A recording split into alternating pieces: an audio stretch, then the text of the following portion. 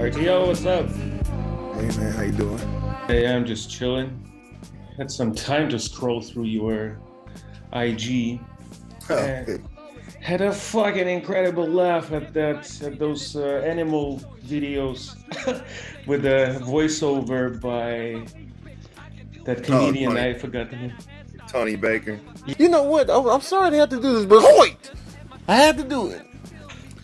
Yeah, I love those videos. Like he's like one of the best when it comes to doing the voiceovers with the animals and stuff. And the other thing is, man. like, educate me on Dirty Old Man, please. My man Gadget, Digital Hustler, he runs his YouTube page, and I was already a part of CMA, Computer Music Academy. I kind of been following Gadget for years. Gadget used to do videos for Kev Brown, who was a producer out in the DMV area and stuff. And Kev Brown is pretty much well known with that. So he would have a lot of beat making videos and stuff, like just Kev in the lab doing whatever he do. So I followed then. And within that, I was, like I said, I was with CMA, and the guy who ran CMA, to say rest in peace, he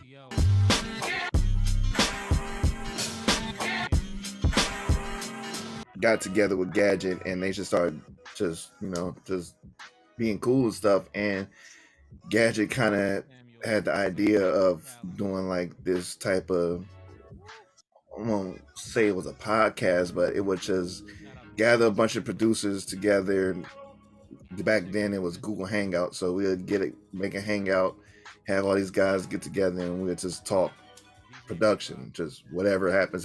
And there's like 20 of us so far within the collective. So it's me, Gadget, Digger Hertz, Wide Body, Netmaker, Mental to God, Black Mav who passed.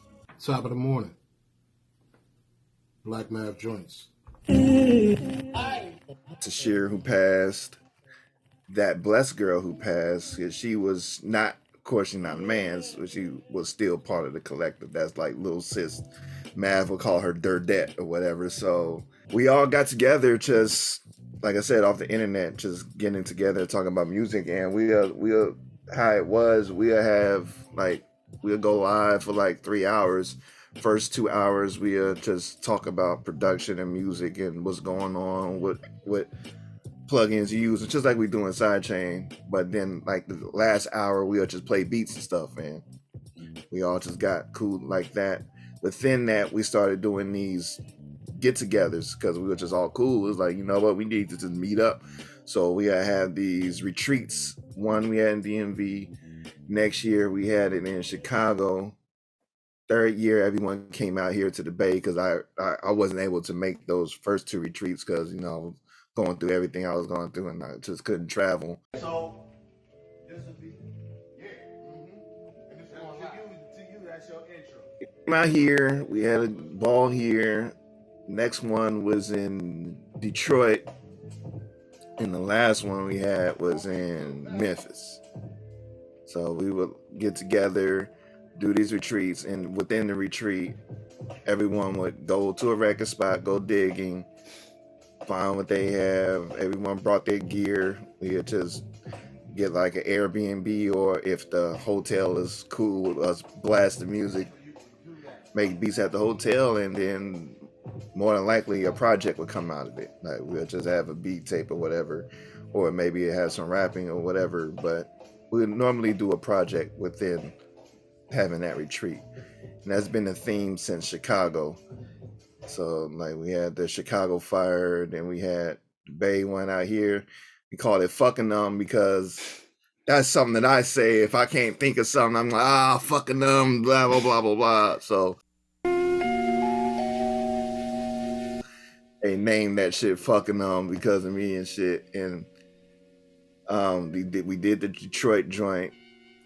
That's, I don't know if you ever saw the documentary that I posted, but the Detroit one has like a 2-hour documentary. We had this Dirty 30 event that happened during the Detroit trip that Rod Wallace made, and it was a beat battle for the most part. Everyone filmed like Gadget filmed because he's a videographer and everything, and along with that and stuff. So that was that, and we had the Memphis one. We're currently working on like tribute records for the two that, well, Mav passed from complications with COVID that happened from the trip, and then BG kind of passed because me and BG was really close. That blessed girl, because we both had transplants. She had kidney transplant. No, she had a liver transplant. I had a heart transplant. So we always go back and forth and stuff. And her liver transplant was kind of, she had hers about like 10 years ago, and the life expectancy with transplants are not like super long, especially with one like a liver. Like you will have to get another transplant. You can't. You have to just keep getting them and stuff. So hers was kind of going bad, and she just had a lot of complications with that, and she ended up passing from that and stuff. So we, like I said, we're in the process of doing like a for real tribute with that and everything. But yeah, that's pretty much how that came about, and we still tight. We still do our thing. I was just got off another Zoom with them just now and stuff. So I had this chat with Crip about the sizes of crews and how it is super hard to sustain it as a crew that sticks together to make money. But what you guys do seem to be a variation that is a working one, because this is more of a collective. It is a loser thing. Yeah, it's a collective. And it's not, I'm like, if money comes from it, cool, but that's not like the main focus. It's like we're not getting all together to do this and blow up. It's like it literally says for the love of production at the bottom. So that's, we just out here making music, and what comes from it, but that's not the forefront. It's for the love of production. We all got together for the love of production. So yeah.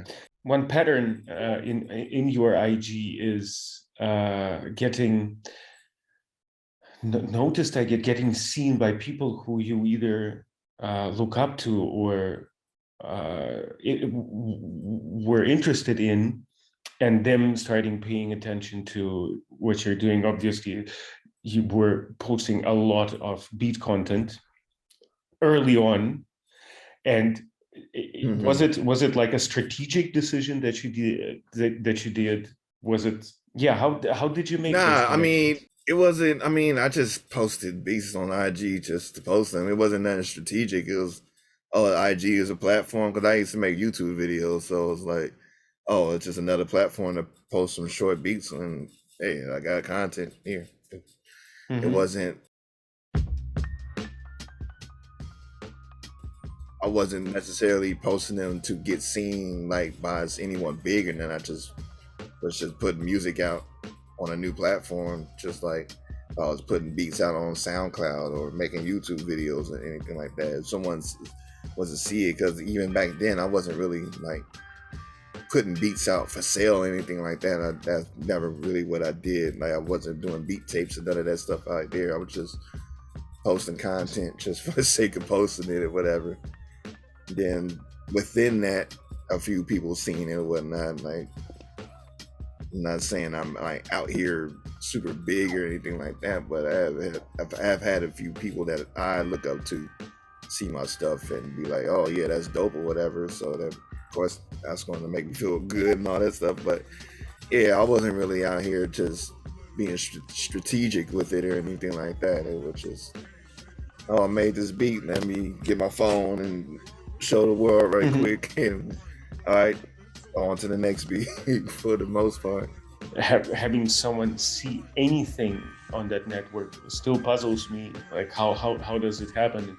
I was just wondering, like, what would you attribute it to other than you making content? Like, what is it? This tagging of things, or is it just? Yeah, I mean, I would tag, I did the normal tags, producer, life, and beats, and boom bap and all this stuff, hip hop and the regular basic same tags you see everyone else with, and I mean, you know how IG work. If someone's looking for that, they just hashtag that, and so within that, I think I kind of tag like Bay Area too. So I think some of the stuff that I've seen is because I follow some of the dudes, and I would kind of like talk to them. Like say like Mike Mosley is like a well-known producer out here who's done a lot of the old mob type style music that I was raised on. Like if you think of 90s Bay hip hop, you can't talk about that stuff without talking about Mike Mosley and stuff like that. So that's one that I followed, and he followed back, and within that, like a lot of these dudes really be on their IG checking stuff, so they check it, they scroll through their stuff. If he follow me and I end up on his timeline and he hears some shit that he liked, then he'll like it or whatever. Same thing with so fucking Rick Rock. So that's another one. I've been following him for years. I remember Rick Rock used to make beats on YouTube and stuff, and me being from the Bay, me listening to E40 and stuff, Rick Rock and E40 had a huge run. So I used to try to look for videos of people making beats, and I was like, let me see Rick Rock's on here. Like that'd be dope to see what he do. I'd love to see his workflow and stuff, and found him on YouTube, and like, oh, he on YouTube. Later on, let me see if he on IG. Found him on IG. Actually, I found him on Facebook first. He go by his government on Facebook, and he used to kind of stream and him making beats and stuff. And then that moved over to IG, so I followed him on both, and he followed back, and I will post something from here time to time, and like I said, like a lot of these dudes, I'll be in the comments saying whatever. That all come from, like I said, I would follow the dudes and comment on their shit or whatever. Like, oh, this is fire, blah, blah, blah, this is dope, he'll play something, and he replied back. You know, I find the ones who reply back to the comments are the ones who actually following and looking at the shit. So like I said, if I post something, he'll actually say something. I mean, I remember way back, like my older IGs, I would post like 4,000 videos. Kelsey, like, you know, No Limit was a 4,000 user. So I post 4,000 videos, and I followed him because I was a No Limit fan, and he'll like some shit. I was like one of the first, what I would say, celebrity producers who like some shit like that. And it's just a like or whatever, but still is the fact that someone of that era and that caliber even listen is like, oh, okay, that's what's up. So you mentioned the MP. Which one was the first gear wise? I started. My first hardware was a Roland MC303 that my mom got me. I was kind of living in LA for a while, and I moved back out here, and then me and my mom were staying together. And yeah, she had a friend who kind of did production, and I wasn't really making beats like that. I was into music, but I wasn't making beats or anything like that, and I was always interested. And she told me that he had something, and I was like, yeah, get it from him. And she got it from him, and yeah. So out here on the MC303, man, a little gray joint, making these little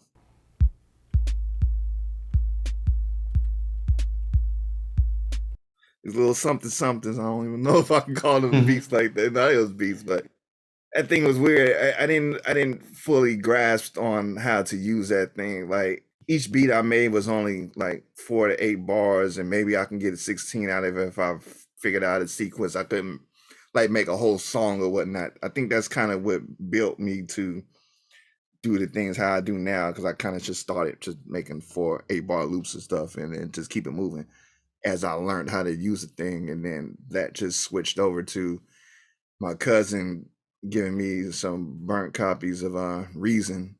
He had got me Reason 2.0 and 2.5, and that's when I was like, okay, I can actually start making music. I mean, like whole songs now, because it's a DAW and stuff, and not just this beat machine. So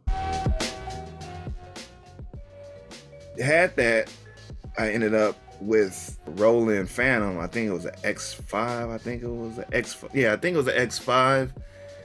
Had that for about 2 weeks, and then took it back to Guitar Center because I was like, I got Reason. I don't need this. I got a reason. And I didn't know that thing sampled. If I knew it sampled, I would have kept it.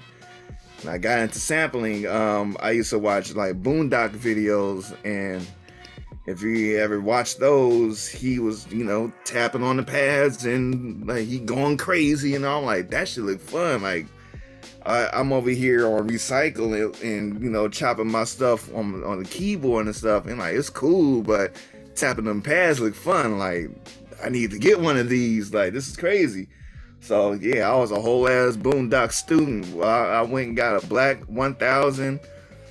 Got the pad upgrade immediately because those 1000 pads was absolutely horrible. So went and got that. Got JJOS first version, and the second, then the paid version. Like I would be on the MPC forums on everything. Did a bunch of YouTube videos on that 1000 and all that stuff. I always had the thing of wanting to play on top of my samples. That's kind of something I always wanted to do. And with Maschine, that allowed me that. I jumped on Maschine like around, what was it, 1.7. I think I got Maschine like around 2011.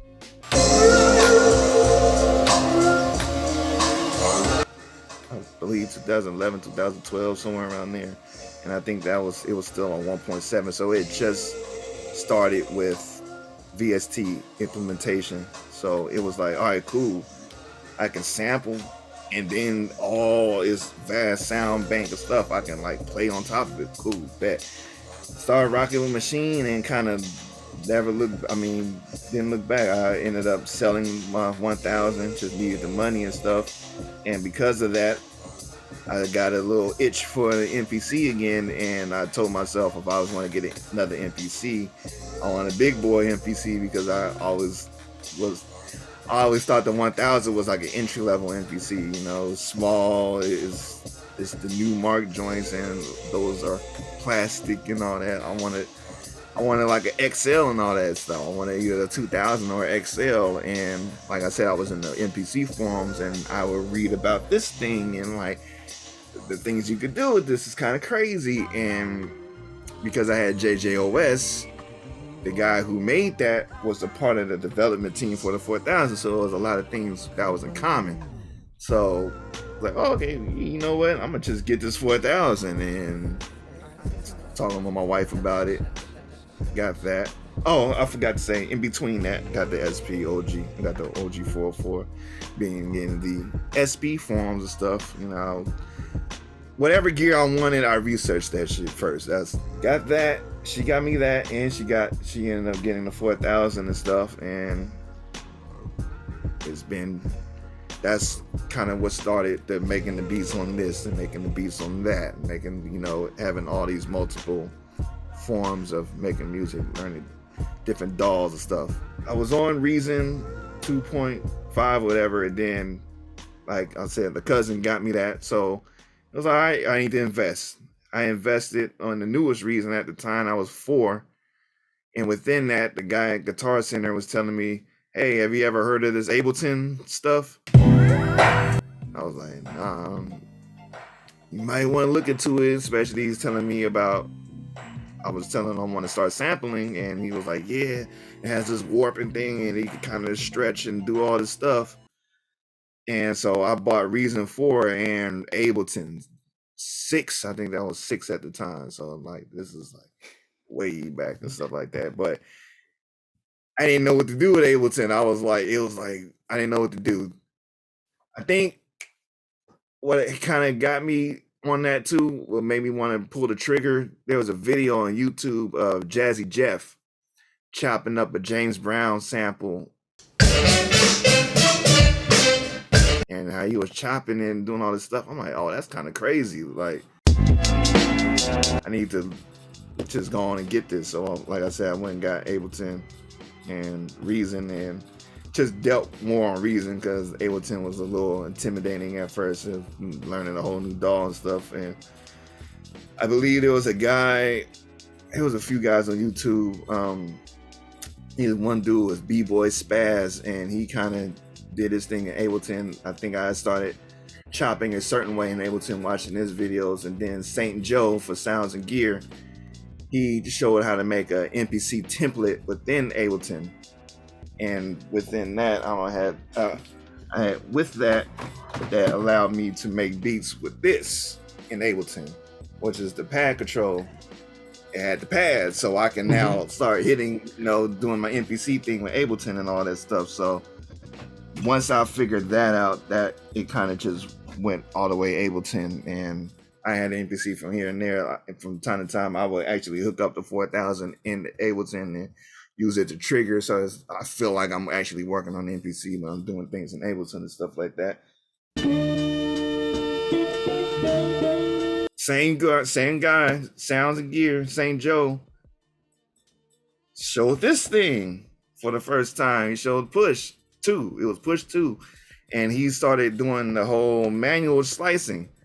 I was like, that's crazy. That's crazy. I gotta get this immediately.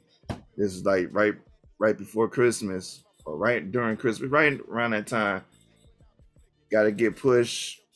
Got Push. It came like February. I mean, it came this January 2nd or 3rd or whatever. Never look back. This my original Push. Like, I had this, what was that, early 2016. So yeah, and that's where we at now. Got the 4000 again because I sold my original one to the homie. Then one of the DO members, Wide Body, had this for sale, and I just got this off of him, and that's where we at now. Which is remarkable in terms of you are basically a native in every DAW, right? So you're quite comfortable with Reason, like, because I never used Studio One before. I never used Pro Tools. I tried doing some stuff in like FL. Shout out to Pinstripe, but I only like dabbled in it. I never really I can't just jump on there and make a beat, and like I had to figure some stuff out first and stuff like that. But for the most part, it's Reason and fucking Ableton and hardware wise, like I said, the MPCs and stuff. I did use Acid a little bit, Sony Acid, but that was like way back and stuff like that. But yeah, try to learn some stuff. I mean, I meant it in a way of those that you do have. You have several environments that you work in, right? And you switch between them just for the giggles. Is it like you switch it up every now and then? No, certain ones make certain. I make certain stuff within certain ones. Like MPC is straight to the point. Like, I know what I'm gonna do with MPC. It's gonna be on some quote unquote boom bap shit. It's gonna be drum sample bass. Pretty much that's gonna be what it is. It's straightforward. Same thing with the SP, I do the glitchy shit and all that. Start doing all that stuff on it. Ableton with Push, it's whatever. Anything can happen because Ableton's so vast. It's like I can have an idea of doing this, but start playing around with stuff, and then the beat just went somewhere way left than what I initially planned for it to be. So if I want to focus on one thing, if I want to make some boom bap stuff, I'm gonna jump on an MPC because I can do that easily. Maschine was kind of the same way as I do with Ableton. I can make like some boom bap stuff quick in Maschine, but then if I want to start making like my own organic beats or whatever, I can do that in Maschine too. It's kind of both. Ableton, like I said, just you can start experimenting and doing all kind of crazy shit in Ableton. And then the MP Touch. Do you still have? Yeah, you do have I the got MP it. Touch, right? So I still got the Touch. This is basically there's certain things like I just kind of start getting fed up with native instruments and stuff, and Akai has been updating this software with this whole MPC stuff, so I was like, I'm gonna just jump on here. There's a few things that Native Instruments weren't doing that I didn't like. One was MP3 integration. Like, I was lazy as hell, so with my samples, I didn't like name them shits. I wasn't out here literally type in the name and I can just drag some shit from YouTube and names are listed. But within that, they're MP3s. So it's like, it's already there and in the sample and the metadata. So, I'm gonna just use this MP3 and just make this beat right quick. I'm not really tripping about the quality of the sample and all that. I'm gonna degrade it and try to lo-fi it up and all that stuff with super air quotes on the lo-fi, but I'm gonna make it dirty and all that stuff. So if the sample is low quality, I'm not tripping about making it even more lower quality. So I'm not tripping about using MP3s or whatnot. That's what was my thinking then. So yeah, I need all these MP3s. I'm gonna go on YouTube and start raiding YouTube for all these joints. So within that, I'm not gonna sit here and type the name of the sample or whatever. So yeah, let me use one of these. The MPC allowed MP3 integration, just like Ableton did and stuff like that. So I like it. I don't use it all the time, but if I do feel the urge, I might just jump on it and just to do something different, just to switch it up from the norm. So I like switching things up from time to time, just to, like I said, just to do something different and everything. So yeah, it gets used. Which one are you most comfortable with of all the environments and all the machines? Like, I'm comfortable in all of them, but Ableton is the one that's like, yeah, that's the one. Like, if I needed to do a project today, I'm going to do it in Ableton. Like, just right, to get it right. knocked out as quick as possible. Yeah, that part. What is the unique part of your MP that that Ableton doesn't have? That like I need to turn this machine on because it just won't happen in Ableton. Just being able to just be focused on doing one thing easily, like I said with the MP, I just jump on there like I'm going to do this, this, and this, and it's limiting for the most part. Like I can't sit here and do everything on it. Like there's certain things I just can't do in the MPC that I can do here, and I like that. Like that just helps me, like I say, just get down to the point and just make this joint like this. And I had to do all this other creative shit, So I like the fact that the aspect of it having some type of limitation, because we all know limitation kind of sparks creativity and all that type of stuff. So that'd be the main thing that I like doing. Yeah, it just brings a different style of music out with me with that, like for whatever reason. It's not like it's gonna give automatically a different texture like 2000 XL or MPC 3060 and all that stuff. Yeah, I think this is more clean. I don't think it's like super clean like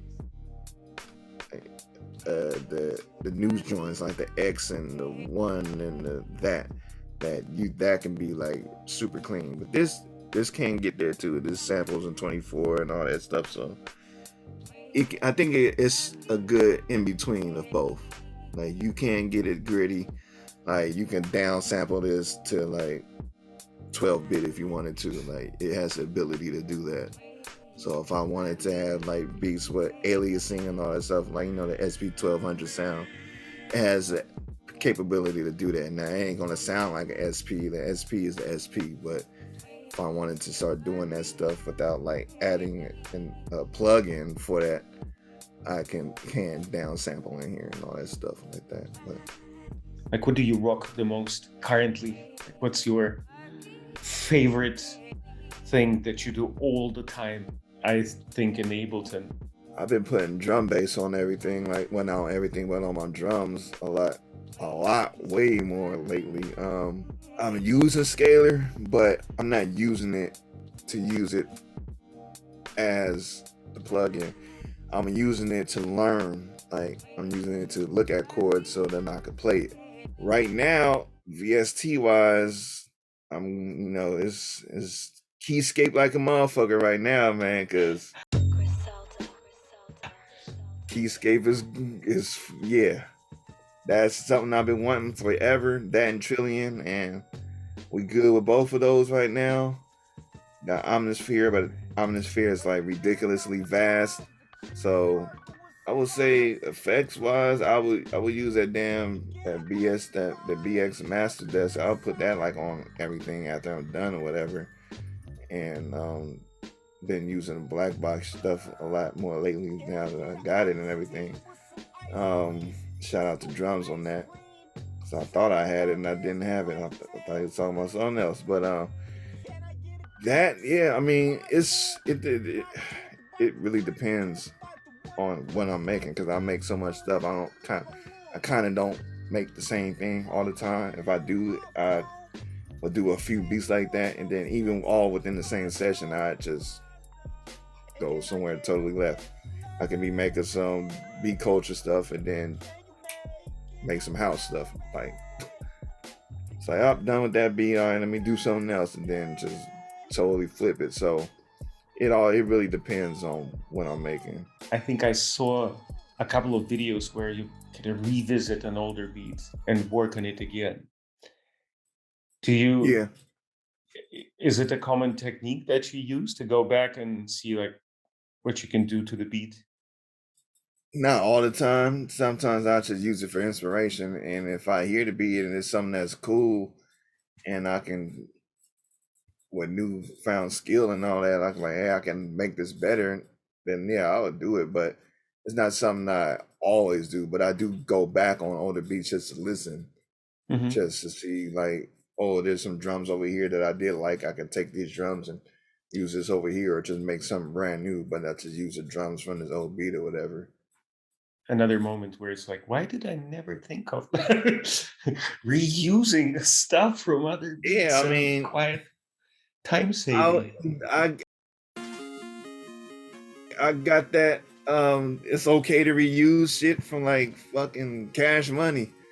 Like, there's a few beats Manie Fresh you reuse. He may have tweaked it a little bit, but he most definitely No Limit too. There's a few beats, and I remember can't think of the actual name of the song, but there's a few beats that I didn't heard that he used on one person's project, and maybe use the same drum programming on this other project and just tweaked a few. I mean, on this other song, this other album, and just tweaked it slightly or whatever. But like, it's alright. I don't see no issue with it. Like, so yeah, I'll take the drums off this old beat and use them on this new beat.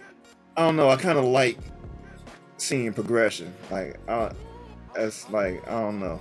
That's just something I'm infatuated with, progression. If I hear myself doing better than what I used to, if I see someone else doing better than what they used to, that shit gets me hyped. I'm that dude, I guess, with that. I see you out here cooking, man. Hella flex emojis, you know, you out here. I'll put like 10 of them motherfuckers in the post or whatever. It's like, I don't know, that just gives me hype. I don't know what that is, but I just like seeing people do better. Like, so I like that, listening to my older stuff and seeing where I was at to where I'm at now and stuff like that. So I don't know. I guess that's why I did that with that Punch Out beat. Like, I had that Punch Out beat when I first did it. I was like, I liked where I went with that. Like, that was kind of cool. That's something like, I like playing progressions over samples. That's something that I always liked. So it was like, when I did that first time, that was me trying to learn how to play, but not really. Like, I would sample a chord, stop, record another chord, stop, and just pieced it piece by piece or whatever. So I was like, oh, I actually got a progression going on top of this whole Punch Out thing.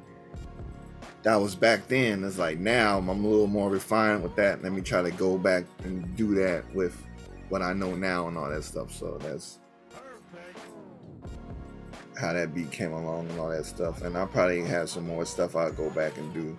Like, I have old Reason beats that I can do that with. Like, I can go way back into like 2008 and 7 and stuff and try to rehash some of those joints and all that stuff. So we'll see. Sounds like But fun. yeah, I like doing that. Yeah. How do you start a project? Once you sit down to work on something? I don't really go into a project like, yeah, I want this to sound like this. It's going to do this. I just have a bunch of beats that may sound similar, and I can kind of make this into a project. I just make beats, man. It's not really like a project in mind when I make it. It's like maybe I'm like 4 or 5 in that's kind of sounding the same. I'm like, I can actually make this into something. Yeah, it may come about like that, but never from the beginning. Like, I'm going to make this project. It's going to be called Satin Pillows. So everything I make has got to have some type of pad in it. You know, it's never like that. It's just, I'm just making stuff. And all these right here, this group of beats kind of sound cool. Maybe I could add some other stuff to it, and bam, we got a project. So yeah, it's sporadic as hell. It's not. So yeah. What was the piece of advice guys gave you? So yeah, I'm trying to do this random 3, and I was trying to do it by this Friday because it's Bandcamp Friday, and this is going to be the last random because this is like volume 3 and everything. So having cats listen to some stuff that I already had, and like, should I yay or nay? Like, y'all digging this, or should I skip? And within us talking and everything, I'm just gonna hold out and just wait and just, you know, not put the super time crunch on me like that, because I don't really like that. I can't really work like that with a time constraint, especially when it's only a week away, and then I don't have no album work and all this. It causes me to just throw a bunch of stuff on that I may not like later. I might regret throwing this beat on or whatever. Like, and what is it? What was it musically? You said the guitar. Are you learning to play a guitar now, or do you? No, I want to get one, so I can. I'm like trying to get one within the next few days or whatever. I have a bass, and I just put it like this, dude. With this transplant, I'm like extremely energetic with things, so it's like making me want to do all the stuff that I couldn't do before. I feel like I kind of need to catch up on some stuff. So this is some stuff I've been wanting to do for years, like, play keys and all this stuff. So I'm like kind of a super sponge right now with certain things. Like, oh, you guys talking about doing this with the drums? Oh, I gotta do this with the drums. Or when drums talk about doing this in this tutorial, oh, I gotta do this. Oh, I got this. Oh, let's try this. Oh, the keys, probably talk about doing this with the keys. I gotta do this with the keys. It's like, oh, it's like I'm like soaking all this stuff up, and it's a little bit of overload right quick. Not get overwhelmed by all that. That's what I'm like currently battling, like right this second. Just like James with his video, the moment I saw that, I was about to jump in here and try that. I watched that last night. It was like around 11:30 at night. So I'm about to go try this. I'm like, nah, relax, take your ass to sleep. You can try it later. So it's like I get like, I gotta try this immediately type stuff. So it's a battle of like I said, I got all this newfound energy and stuff, and it's like wanting to do all this stuff all at the same time and stuff. So there are 2 quotes that I found very inspiring, and in your Insta of this Gary Vaynerchuk guy. He is on point with certain things, and one of them is this gratitude. He was saying, like, be here for the long term, for the long game. The other thing that he said is perfection's the disguise of insecurity. Yeah. Okay. Right, like people are like, oh no, it's just not perfect, it's not ready yet. No. It means you're insecure. Where would you put yourself with this project specifically? Right now, nowhere, because I don't have nothing. Like, there's some beats that I have, but it's not like nothing really put together. It's just some beats that I know that I want to put on it, but there's certain things that I do want to put on it as to make it a cohesive project and stuff. Like, if I was to just release it right now, it'll just be a gang of beats, and it's like I feel there's no cohesiveness to that.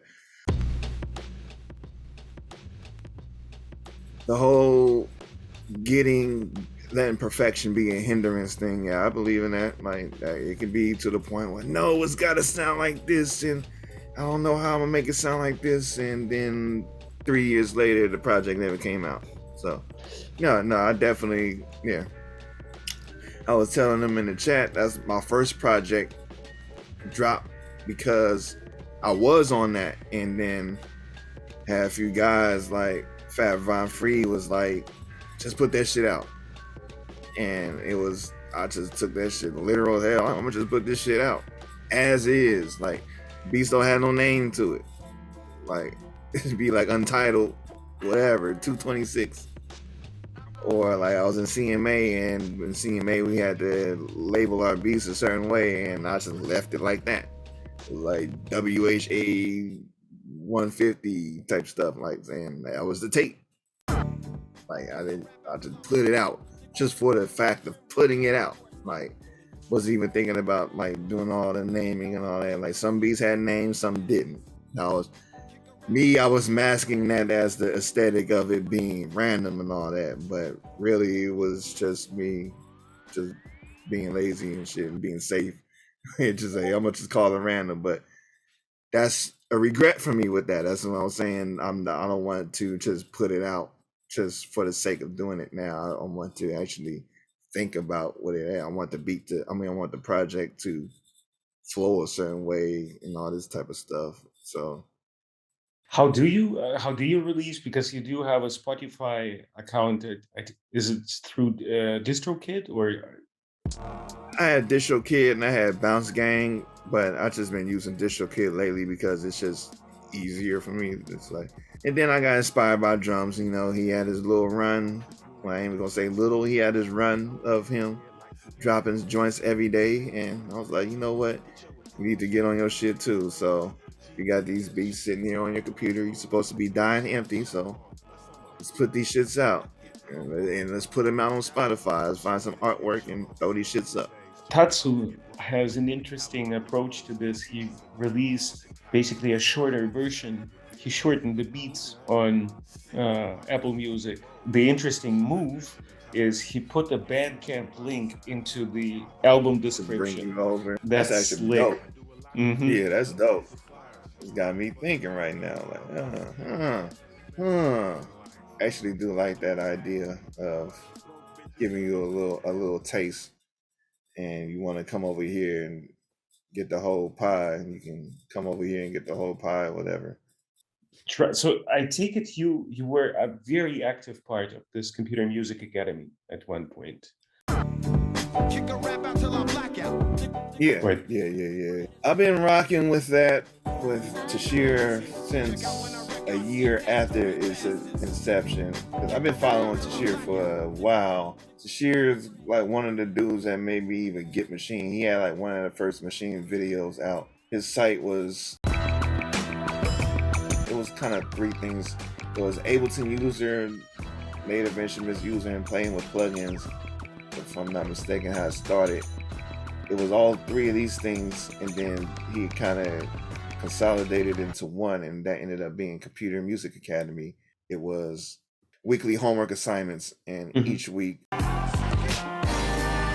hey, make a beat using this sample, or you have these kits in Maschine, use one of these kits, and you only use that kit to make this, or only use this VST and make this, and stuff like that. So I'm like, oh, that's kind of dope. I like that. There was a few guys in there that was very dope. I was like, okay, you guys some beasts. I'm gonna fall back and just, watch what these guys do. That was Rod Wallace was one of those guys. Other guys that was in there that I was like, okay, these guys are nice. I kind of like what they're doing. I'm gonna just be in the shadows watching until it's my time to make the decision to come over. So I came over. I can't remember what year that was, but it was 2015 maybe, somewhere around there. Did that for a while and was there until we really didn't have it no more. And I was, me and Agent Smith, we was really in computer. Me and we was all really cool with Tashir and stuff like that. So AS the man. Well, I gotta give AS his props, man. AS the homie, man. Like, me and AS got cool. We was part of J Phil. We We Do Beats. What's up, everybody? It's your man Jay Field, and I'm so excited. Mhm. Jay Field, you said We Do Beats thing going on Periscope. Like I've been rocking with Jay Field since the beginning. Like I ain't gonna say well, kind of the beginning of me making beats. Well, not the beginning, but me learning how to play bass lines on the MPC and stuff like that. He used to have tutorials on how to play like pentatonic scales on the pads and stuff like that. Yeah, so that once I watched that video, that locked in. It's like, oh, so I can do this, and I just translated it into Maschine and all that stuff. So me following Phil for years and stuff, and he started doing, like I said, he brought up the We Do Beats and jumped in that. AS, like I always mess with AS, but he was like the dude I was gunning for. Like I kind of took things as a little lightweight competition to better myself, and AS was like, oh, he was out here making the slaps and everything. So I'm like, okay, got my eye out on the dude, and we were seeing him in the chat, and he was hella, you know, approachable in the chat, and we talking and everything. Dewey found out he played video games and he was into fighters and stuff, and that's what I did and all that. So we got all cool, and then I did a few CMA. I played some of my CMA submissions in We Do Beats, and he heard those and then joined over to CMA and all that. Same thing with Jelani Beats. I don't think you know him. That's probably someone I might want to try to bring in. I might give an invite to one day. But we was all in We Do Beats and kind of moved over to CMA and everything like that. But yeah, man, AS the homie. Like that's the dude, bro. Like everything anime wise and all that stuff, he told me, because I wasn't. All I knew about was Ninja Scroll. He's the one like, yeah, man, you need to check this out, or you need to peep this. And yeah, that's the homie right there, man. So. And Sidechain, how is it in this pentatonic? Okay, so it all comes from here. For real, it all comes from Dirty Old Man. Gadget do Fat Von Free. Fat Von Free is another guy that's in Japan. He's not really a dirty old man, but he was someone that was in our hangouts. We was all cool and everything, but he was the other guy that was in Japan. And Fat Von Free mentioned Stolen Drums. This one, Drums is doing his stuff on Facebook. He was out here, you know, making beats and everything. And he was like, yeah, you guys need to check this out. Like, this dude's dope as shit. And checked it out. I'm like, oh no, he out here with the slaps. This is crazy. And he go in there, he playing his beats, and he had his XL, and he had his 303 and his 404. And he's running everything, and we're listening to it, you know, crisp and clear. I'm like, okay, so he's running his audio like we're doing. Man, this shit sounds crazy. Then he got all this damn compression that sounds fucking amazing. I'm like, what the fuck is this dude doing? The idea is to use the release as a means of pumping, as a means of movement. So I'll be all in the chat like, man, I don't know what you doing over there. This shit's crazy. This had to have been around like 2016 or somewhere like that. So yeah, I've been following Drums since then. Like I'll be in the chat talking a little shit. Like Drums kind of did something else later on. Uno was talking about it. He had like the sample thing when he was like, you sign up and he'll give you like some samples or whatnot. Then he kind of stopped it. Saw an IG post about Sidechain. I'm like, oh, he out here doing something else. And within that post, he was showing like one of the tutorials of how you make this sound through Ableton. I'm like, oh, wait a minute, this dude doing tutorials? He like, you know, come Sidechain, sign up, blah blah blah. You know, it's out here. I was like, oh, he doing tutorials?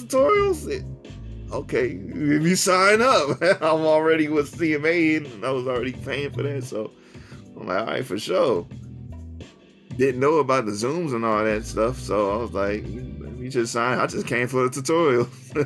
I didn't know about the Discord, none of that stuff. Saw you had this newsletter and watched some of the videos, and yeah, you know, we have a Zoom every Thursday, you know, come through and play some beats and, you know, just chill with the homies. It's like, oh, okay, bet. I'm already used to that because we do that on Fridays with doing this with DOM and everything, so cool. Let's go. Came through. Everyone cool. Everyone out here playing some crazy shit. I'm like, oh, this is crazy. This is dope. Everyone just hella chill and shit. We just over here shooting and shit like normal and everything, just like I'm used to. So I'm like, yeah, nah.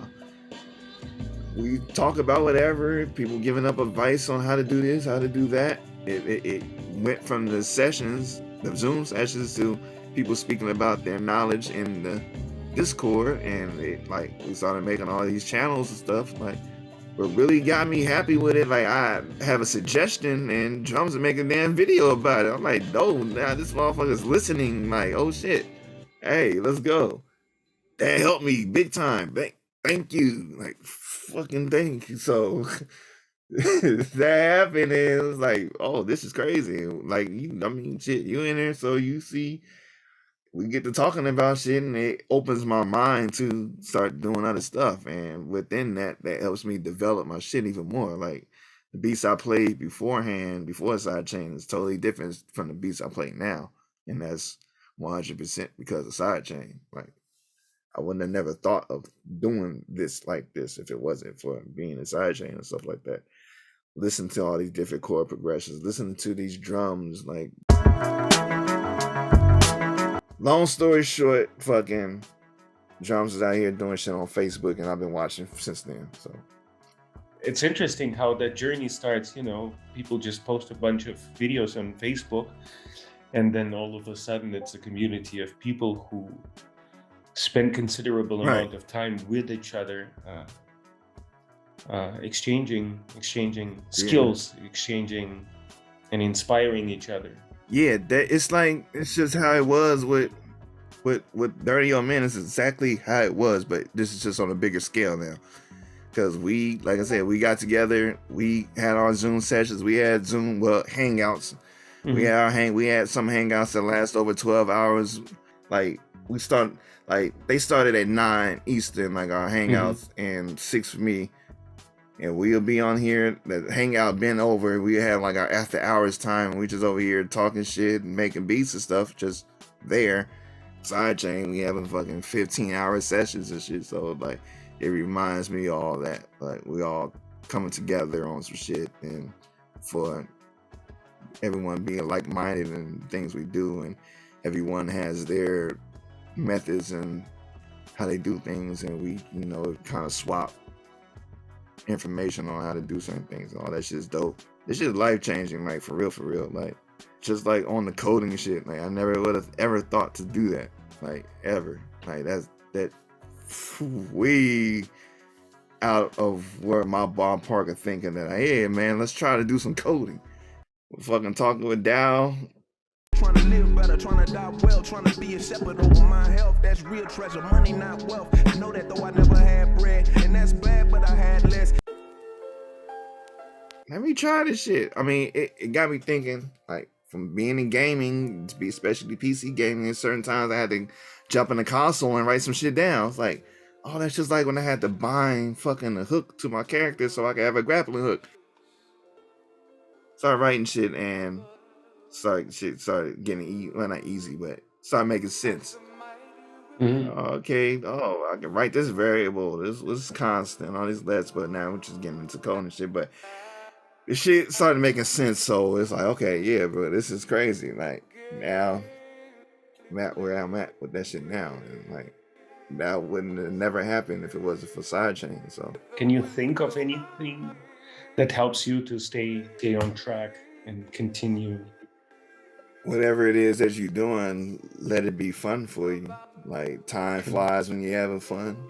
So, true. If I'm doing this, I enjoy it. Yeah, like, if you're making beats and you're caught in the making beats and you're having fun with this shit, fucking 8 hours and passed, you done forgot to eat, all this, and so it's like, fuck, I gotta get up, about to do this shit because I'm interested. I've been thinking about it the night before and I dreamt about it and shit, and it's like, all right, we there, we ready to go. I want to learn this shit now. So I can't say it's because of the transplant, because I was kind of like that beforehand. Like, music wise, I kind of learned that shit fast.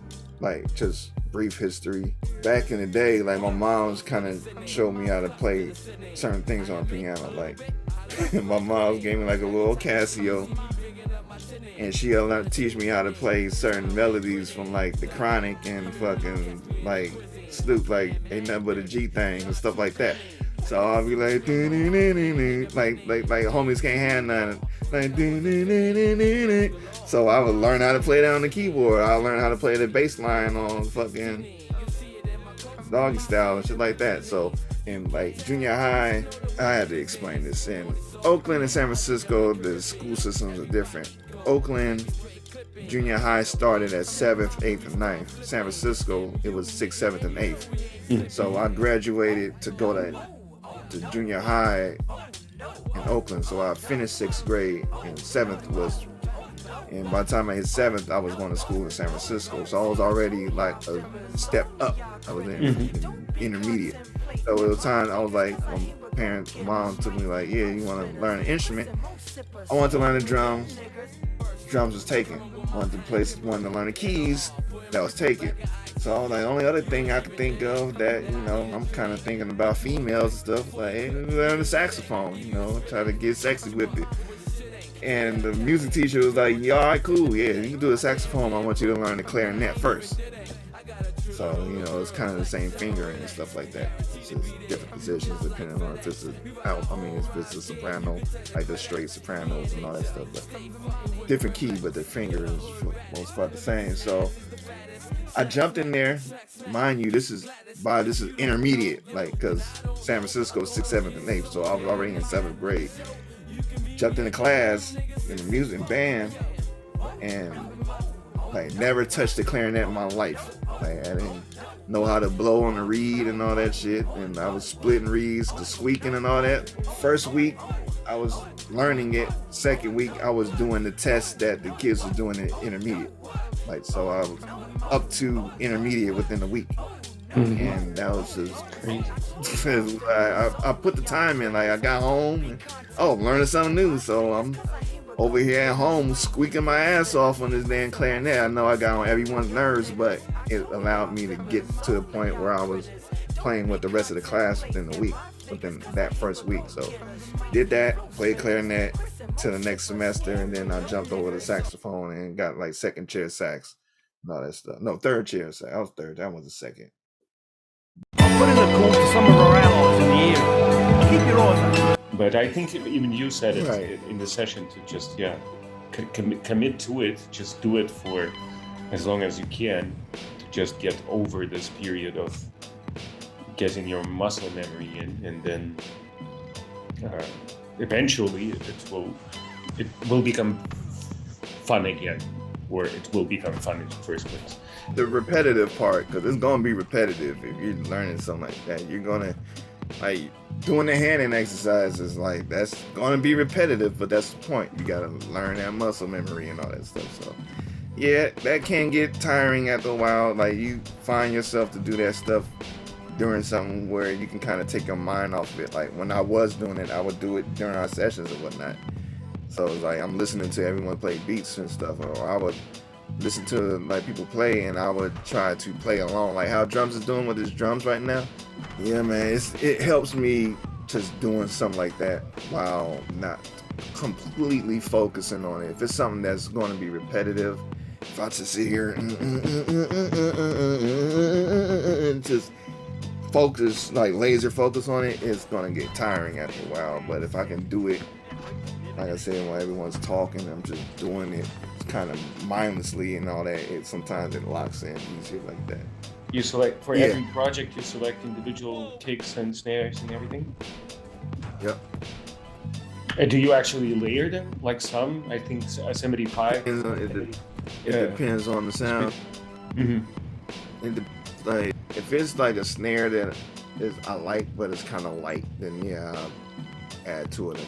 Or if it's a snare and I want to add a clap behind it, then I layer like that. If it's a kick that I like, but it don't have enough oomph in it, then I layer that with another kick or something like that. But for the most part, it's the drums that I've been using lately. I don't need to. It's already ready to go and stuff like that. So I've been using the hell out of Tech's drums. Tech know what I'm talking about. If you see this loop that he got, that's crazy. I love taking that loop, or I should loop it. I may add to the loop, or I may just chop that joint up and use that snare that he got in there. Shout out to Pinstripe. Everybody in here, I'm pretty sure use that Celtic kick. Shout out to the Celtic kick, because the Celtic kick go. You heard me use Tyrone stuff. I definitely flip Tyrone stuff. I'm starting to chop bass more because I don't really do that. But messing with Carl and stuff, it's got me thinking about chopping up bass lines and stuff. So I have been taking Matt's stuff and chopping that up and see what I could do with it. And like kind of do drums and bass first and then let everything else fall in place. You got some favorites in this regard, like something that you love doing, RTO originals that you wonder why others are not doing more. Drums would be if I'm not doing a kit. I mean, if I'm not doing a loop, sampling a loop, I would like finger drum the basic. I mean, the backbone of it for the most part, and like same thing like with the loops. I add like my little ghost in there. Bass wise, it's gonna be centered around some funk, so like some West Coast stuff. So I mean, I guess I'll have to turn Ableton on to show you, but it's like certain things that I kind of just fall into without really thinking, like playing it. I'll always do that somehow. Not even trying it, but it happens. Like I'll have to play some, but it kind of forever walking up and down these pads. Once you find a key, I can just walk literally up the pad, and I don't really like doing bass on push no more. I like doing it on the keys. It gives me a different sound. I was kind of doing the same thing over and over again on the push, and I was starting to get tired of that. So like, let me just do it on the keys, and it kind of helps me muscle memory wise with keys and stuff like that too. I would say learn how to make joints organic, original beats. I truly think making organic or original beats helps you sample better. You can kind of hear chops and make your own melody within those chops, just being able to make melodies anyway. And making melodies then helps you make bass line stuff like that, because you can already kind of hear a melody pop up or whatever. You want me to like demonstrate some of this? Yes. So I'm gonna run this, and you can hear this right here. Yep. So just some on mute right quick, because there's some piano playing that I don't like, so I'm muting this. So I want to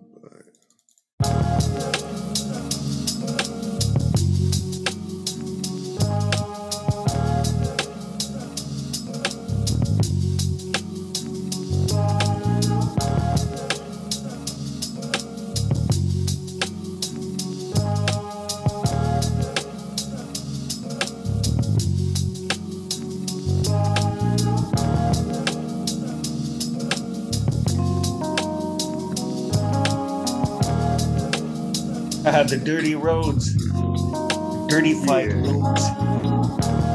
So that was Nasty Nate had a chain, but he was using Lounge Lizard. I just threw Keyscape in there in the chain already, so it's got vinyl. Got virtual tape. What the tape I had from Slate. Box was a saturation. Volf to smash it a little bit. EQing out a little bit, and then some more compression. Was I sidechaining? Yeah, I was going to sidechain. I just didn't do it yet, but yeah.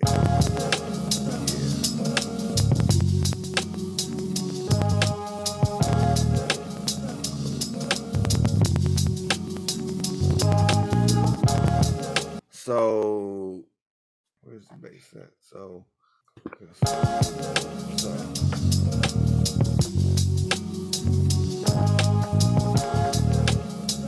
So I like doing.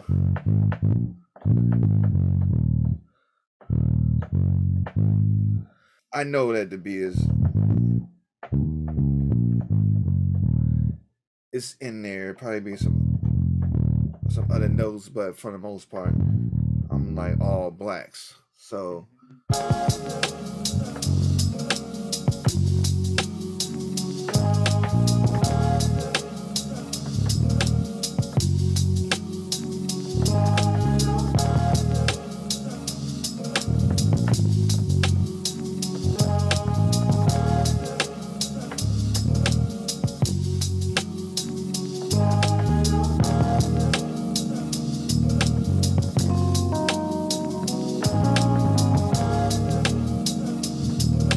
I'm like just freestyling right now, so I'm gonna be all over the place trying to freestyle.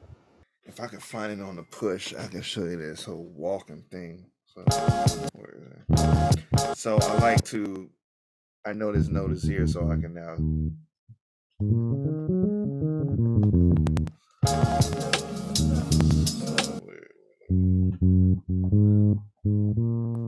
So.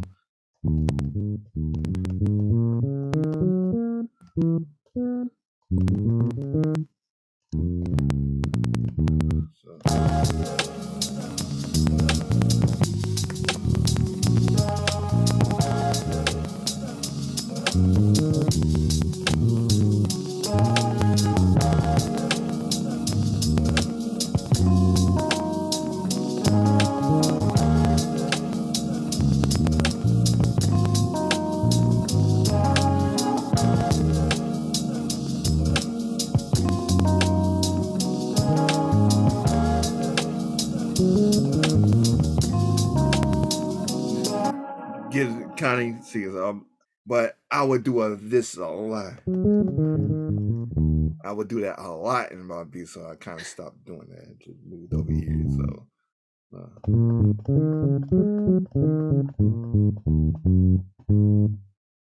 You will hear that a lot. So I don't know where that came from, but that's something I kind of can't stop doing. But I would do like doing octave jumps and stuff like that. So.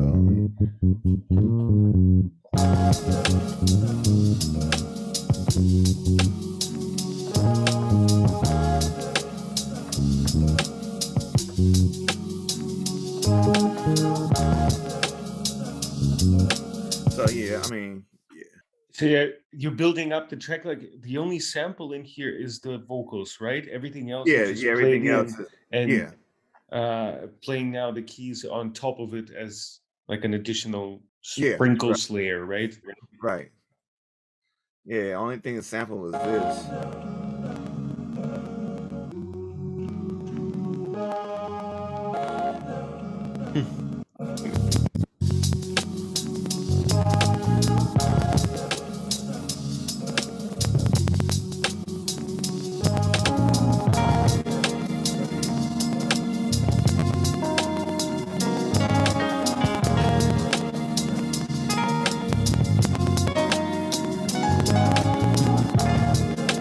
So it was bass, keys, Rhodes, and Mellotron, the strings or whatever. Then drums and everything else is the sample. So trying to make all that fit and not sound crazy is the challenge. Like, I don't want the sample to sound all dirty and gritty and then everything else to be all crispy clean and shit. I don't want the dirt, the actual accompanying playing too. So I want all that shit to kind of fit, so that's like the challenge. Because sometimes using these VSTs to be clean as hell, and it's like, no, I don't want that. If the sample's dusty, everything needs to be dusty. So that's when I'll go and start compressing everything and trying to glue it all together, hence glue compressor. So, yeah, man. Yeah, I don't know. You got any other questions or techniques or whatever? The chords, how did you figure out the chords to this? All right, so If you, where am I on the bass? Let me go to piano so we can hear that better. So you can hear that this C, D, E, F is kind of where everything falls at.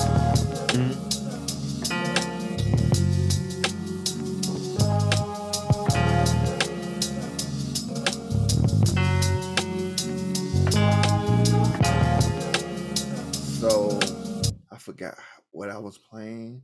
I just kind of found it into like with the road.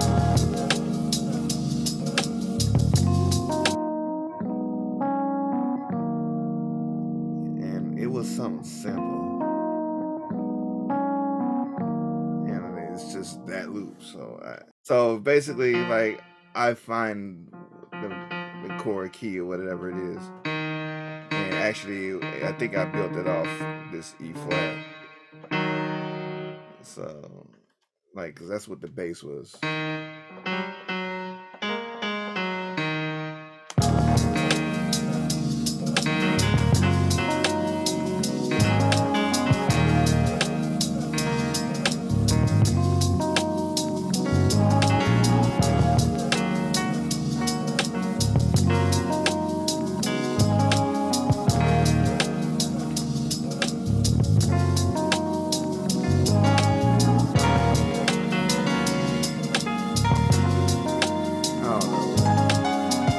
That was one of those in the moment things, and I don't know if I could recreate that. So, and I had to sit back and once I find what it is, and then I could be good. But like I didn't use scalar or nothing. I just been trying to find it on my own lately. If I can't find it on my own, then I revert to scalar or whatever. But yeah, that's why the chord is just simple, man. I literally found it myself and just.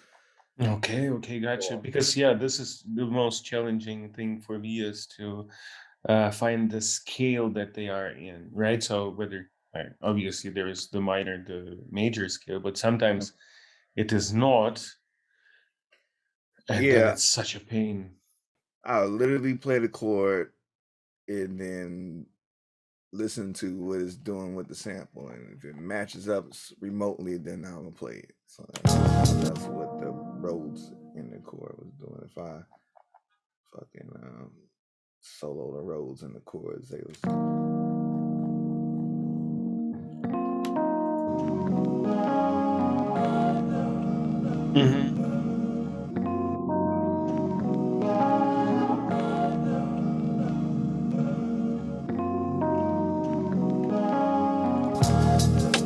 They do fit nicely though.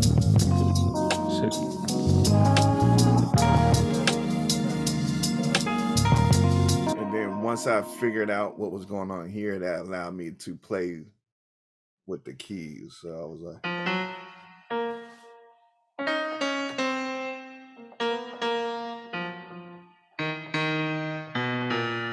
So that just. Yeah, and that's something I'm still learning how to do. So this is just practice for the most part. Like I don't plan on putting this out or anything like that. It's just practice, man. That's all. That's super important. My hack to overcome frustration if I start feeling unhappy with where a certain beat is going, I then go into full like, oh, okay, let's play along. Let's do what let's try to figure out the key.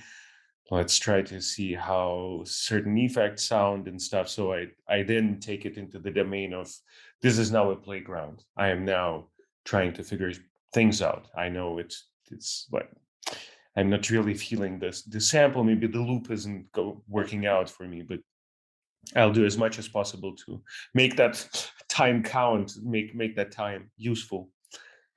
Yeah, man. It's like stuff like this, like I would keep it and then see what I could do later. Like I got one of these DAW joints and like I didn't like what I did with it, but I want to keep it. Like that's actually one of the things I wanted to test running through this 4000.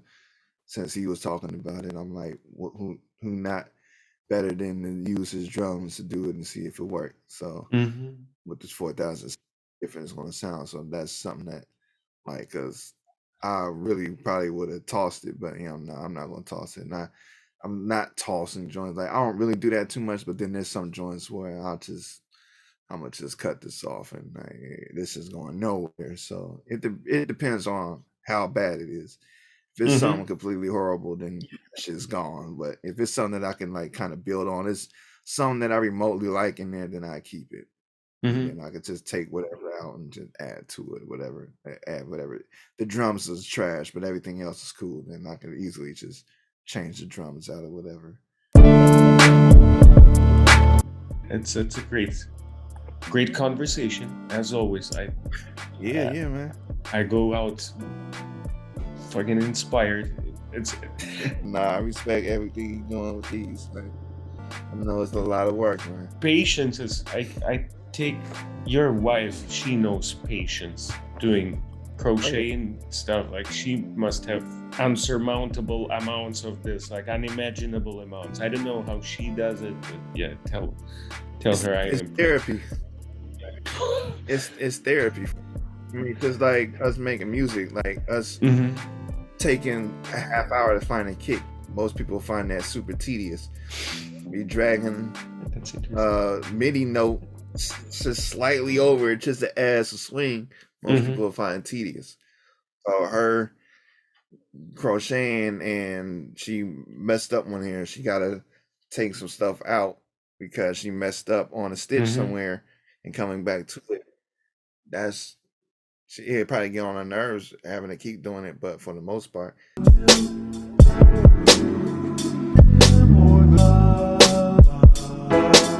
That's therapy for it. Just like us making music is therapy for us and everything. So it's all in the love you put into it. Unless you put the love into it, it really is not really that big a deal. It's just something that you do because you just love doing it anyway. Like, if you sitting here and you love coding, it don't really affect you if you just sat here and wrote 1,000 lines of code because you just like coding. So. But yeah, you said it right. It's once you've found your peace with that, once you find your fun with that, and it's therapeutic. That's like magical combination.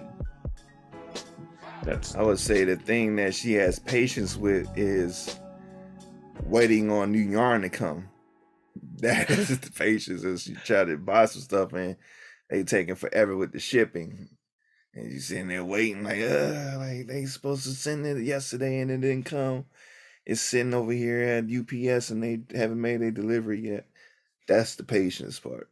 Like, so everything else just comes like because she just does it. She's been doing it for 20 plus years or 30 plus years. So big shout out to her. I'm hella impressed. She kind of do it. I mean, I can't really show an example right now, but like she used to make shoes and stuff. So buying all the stuff it takes to like make shoes, like or shoe forms and all that type of stuff. It's incomplete, but crazy. So like you had to go buy the shoe forms and stuff. All she had to do with this is just like then she had soles and stuff that she put on it, like, but it was like actual shoes. So crazy. Brain explosion. I don't know if you've seen like her work, but if you go to main1.co, it's fucking amazing. That's crazy. Yeah. And it's beautiful. Like she has this. I mean, you need it as a fashion designer. You need the taste and the eye for form, colors, and all that. And she definitely got this, which is for like, how long does it take for, like, say, one bikini? I mean, she could do that stuff in a day if she wanted to. Crazy. Yeah, I mean, it depends. It depends on if she have all the yarn and stuff. I mean, it really depends. It depends on the size of the bikini. If it's something really small and stuff, then it can definitely be done like less than a day and stuff like that. Depends on if she's like bra cups inside. If it's like elastic in the bra stuff, so it's a lot of factors to go in. But it's for the most part, it's quick. It's not like it takes like a week or a month to do it like that. It's all depends on materials that are available and whatnot. So She got stuff like that. There's shawls and stuff that she will make over the bikini. Like some people, women wear the bikini, and then another piece, like a motif that goes on top of that. Like she'll make like scarves, or she make beanies and stuff like that. I don't have it over here, but like blankets and all that stuff. Well, yeah, I do. I'll switch the camera. all right. These are Afghans. And Wow. we're Raiders fans, so Crazy. like, I mean, and it looks exactly like the logo and everything. Yeah, just pull back a little bit, but yeah, I mean, knock this out in like 2 weeks or whatever, and it's like hella stitches. Yes, Hella stitches. So that's that part. Thank you so much for this convo. yeah, no problem. Thank you.